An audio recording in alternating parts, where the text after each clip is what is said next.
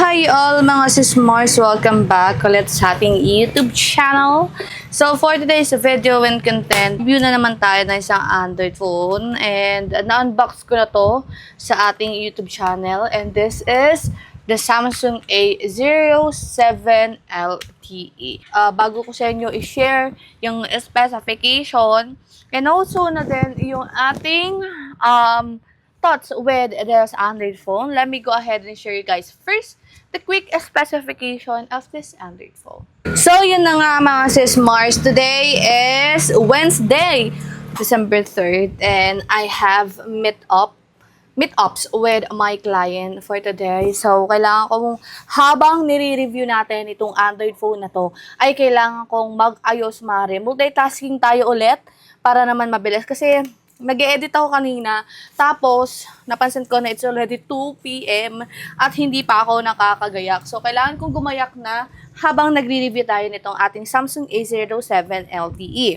So, let me go ahead and share you guys the quick specification first of this Android phone. So, this Samsung A07 LTE was released way back on August 2025. So, 4 months pa lang since na-release itong ating Samsung A07. So, again, if you want to consider buying this Android phone, you just have to check the product link sa description box or somewhere dito sa video natin kasi magpa-pop up yan sa left bottom part or sa right bottom part. I'm not sure, hindi ko pa talaga nakikita kung saan siya magpa-pop up. So, dyan lang siya mag-pop sa bottom part. So, abangan nyo na lang yun mga sismars. And take note, mas mura nyo na lang po siya mabibili ngayon, lalo ngayong December, kasi merong exclusive voucher na ibibigay sa atin or may bibigay sa inyo exclusive vouchers si YouTube in collaboration with Shopee. So, mura nyo na lang yan maigagrab. Kaya kunin nyo na mga sismars habang mura pa itong ating Android phone. Okay? Pagdating naman sa kanyang body build, meron tayo glass front, plastic back, plastic frame, and this is IP54 already, meaning dust protected and water resistant. Itong si ating Samsung A07 4G. Well, actually, to be honest mga sismars, hindi sila nagkakalayo ng screen size ni A06 4G natin or LTE. Pagdating naman sa chipset nitong ating Samsung, this is MediaTek Helio G99 6 nanometer. Merong 1 UI 8, Android 15, upgradable up to 6 major Androids upgrade. Sa GPU, this is Mali G57 MC2. At pagdating naman sa main camera mga sismars, meron tayong dual main camera na 50 megapixel. Pagdating naman sa kanyang video recording, maximum resolution is 1080p with 60 fps. Selfie camera, this is 8 megapixel and video recording support din ito ng 1080p with 60 fps. Sa battery capacity, this is 5,000 mAh battery capacity na merong 25 watts wired charging. Pagdating naman sa kanyang security sensor, meron tayong side-mounted fingerprint scanner. Sa color reference, meron tayong 3 colors. Meron tayong gray, meron tayong light, violet, and also dark green. So, ito na yung ating Samsung yung sa ating Samsung A07 LTE. As you can see, ayan yung kanyang camera module. Ayan. Grabe, oh. Ayan yung kanyang lente. At tingnan nyo naman yung finish niya. Ganyan yung finish ng ating Android phone.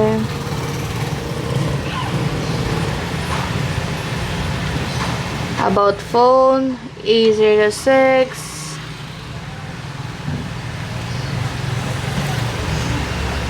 Display. Okay. Yan, ito yung maganda kay Samsung, yung may adaptive brightness siya. Though hindi ako fan ng adaptive brightness kasi nga mga sismars, maano kasi yung mata ko sa ilaw, parang mabilis siyang mairita. So, camera tayo, real quick.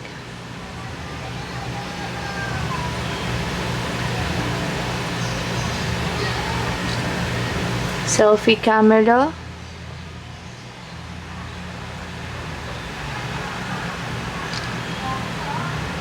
Tingnan natin. Ano ba? And then, camera. So, maganda naman yung photo niya, mga sis Mars. And pagdating naman sa kanyang smoothness, okay naman siya. I don't have any problem at all. So, pagdating sa chipset niya, this is MediaTek Helio G99 with 6 nanometer. So, okay siya for gaming. Though, again, mga sis Mars ha, pagdating sa gaming, don't expect too much. Siyempre, may mga point na magkakaroon tayo ng laging experience since yung kanyang RAM is mababa lang. So, yun lang naman yung problem or yun lang naman napansin ko. Actually, hindi siya problema. Sa akin, kaya ko naman siyang pagtisan. So, for me, okay naman to. Ayan. Tignan nyo naman kung gaano siya kaganda. So, mura nyo na ito mabibili. Below 4K na lang to mga sis Mars. Lalong-lalo na pag in-apply nyo pa yung voucher natin na nandyan sa description box. So, yun lang naman mga sis Mars yung ating review with this Android phone. Though hindi pa ako makakapagbigay ng initial opinion when it comes naman sa kanyang camera. Pero pagdating naman sa specification, mga sis Mars, this is good pagdating naman sa kanyang presyo. Again, lahat naman halos ng Samsung na lumalabas ngayon, mga sis Mars, napapabilib nila ako. Kasi hindi talaga nila, alam nyo, hindi talaga nila binibigo halos lahat ng mga customer or consumer nila. Kasi biruin nyo, maganda naman yung chipset niya, hindi siya malagish or anything. And pagdating naman sa kanyang camera, again, hindi pa ako makakapagbigay ng fully information with this camera. Pero masasabi ko na okay din naman itong ating Samsung A07 5G. Siguro yun lang, may isa lang naman akong di nagustuhan dito mga sis Mars at yun yung kanyang punch hole. Alam niyo naman yan mga sis Mars, like ko naman sinasabi yan sa inyo na hindi talaga ako fan ng mga Android phone na punch hole ang display. Understandable naman na kasi nga mura to, syempre naman mag-cross out sila ng mga budget. Pero ate, hindi naman sobrang laki ng, alam mo yun ng pagitan ng pagkakat mo lang naman yun 'di ba? Parang mas maliles pa nga yung gastos mo kasi nga ikakat mo lang, 'di ba? So, yun lang naman yung di ko talaga gusto sa mga Android phone. Sa battery capacity niya pa lang mga sis Mars, okay na ako. Kasi this is 5,000 mAh battery capacity with MediaTek Helio G99. Pagdating kasi sa chipset nito, masasabi ko na okay siya pang gaming. Though hindi ko sinasabi na super okay ito pang gaming mga mare ko ha.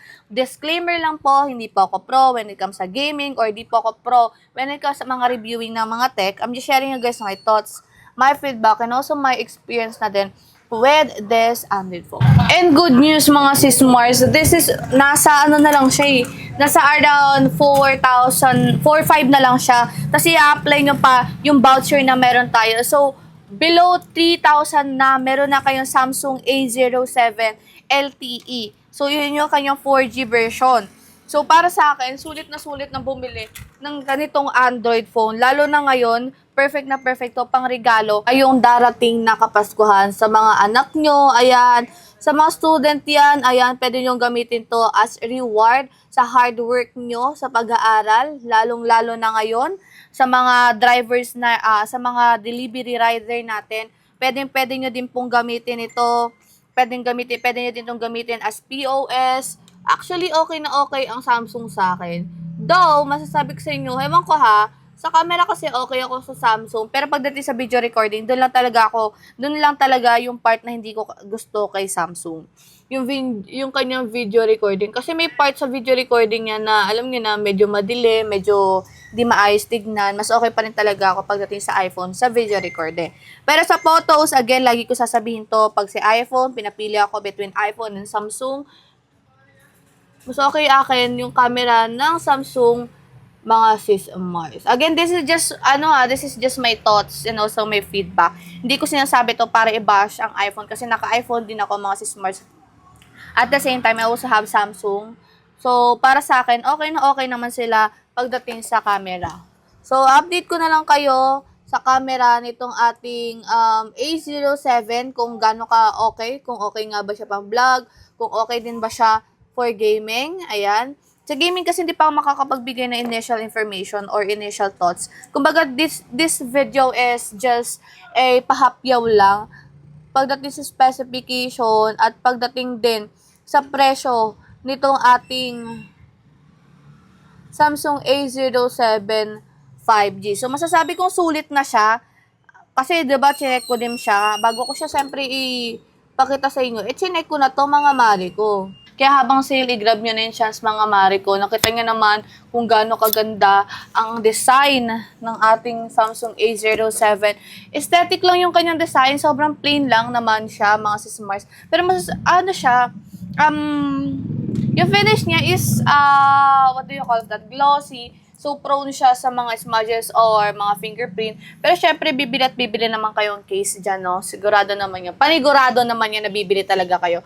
Kaya, for me, if tatanong nyo ako, again, Maring Ana, okay ba siya sa'yo? Within this year, pwede ko ba siyang gamitin for, sa school, para mag-start mag-vlog, for contents, ayan, okay naman siya, mga sis Mars. Wala naman akong problem with this Android phone. Kaya, kung ako sa inyo, again, paulit-ulit ko nang sasabihin to, i-grab nyo na yung chance habang mura pa siya, mga sis Mars. Yun lang naman yun. So, again, my name is Maring Ana. Thank you so much for watching. Aalis na ako dahil anong oras na. It's already 2:47 PM, mga mari ko. At hindi ko alam kung anong oras ko to maa-upload kasi i-edit ko pa to. Tapos, aalis na ako. So, thank you so much for watching. Once again, my name is Maring Ana. Don't forget to follow me on my TikTok account, A_Malonzo. See you ulit sa ating next na vlog. Bye, yours.